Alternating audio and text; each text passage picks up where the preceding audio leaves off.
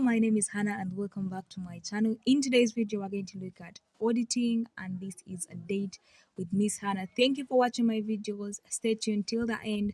Don't miss out on the Bible verse of the day, because in everything we need to put God first. So let's get started with an introduction to auditing. So we're going to look first at the definitions. The major definitions used in auditing. First of all, we need to look at an external audit. What is an external audit? An external audit is an assurance service carried out by an auditor to give an independent opinion on financial statements of an entity. An assurance service carried out by an auditor to give an independent opinion on financial statements of an entity. Now, this is the thing. When somebody is carrying out an audit, they're doing it in order to evaluate these financial statements and be able to give an opinion. Opinions can be of two kinds. We have qualified opinions and unqualified opinions. We shall look at this as we continue. So, an auditor carries out an audit in order to be able to evaluate the financial statements and give an opinion whether they're actually, whether they qualify to be used as how can I put it? Whether they actually followed the general principles of accounting, whether they followed the law and everything. So when it is an external audit, that means it was carried out by an external auditor. So we have auditing as a process. Auditing is a process of obtaining sufficient, appropriate evidence on financial statements from an entity's accounting records and external services. Just like I have explained, you get evidence on the financial statements. You're trying to prove whether they're actually, reliable. You're trying to see that they have followed all the principles they're supposed to follow while being prepared. And these financial statements can be got from the entities, accounting records, and then external sources, say invoices and all those other things. You can gather all these things just so as you can be able to obtain sufficient, appropriate evidence.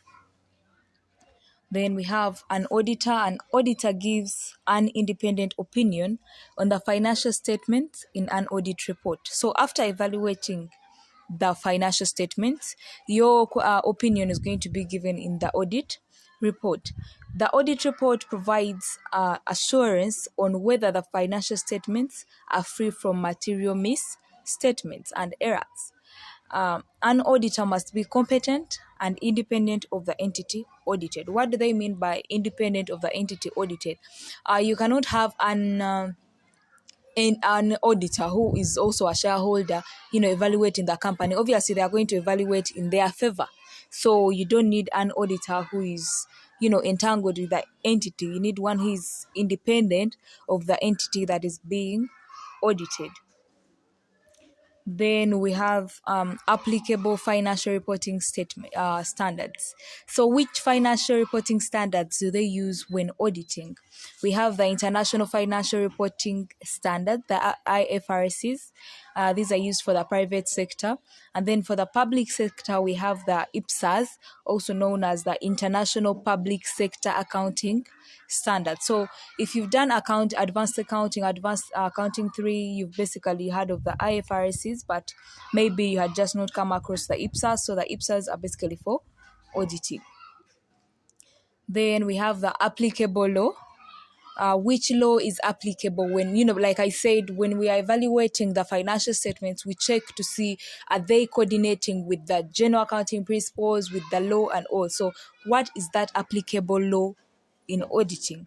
We have the Companies Act 2012 for the private sector, and then for the public sector, that was supposed to be public sector, I wrote private sector, but for the public sector, we have Public Finance Management Act 2015.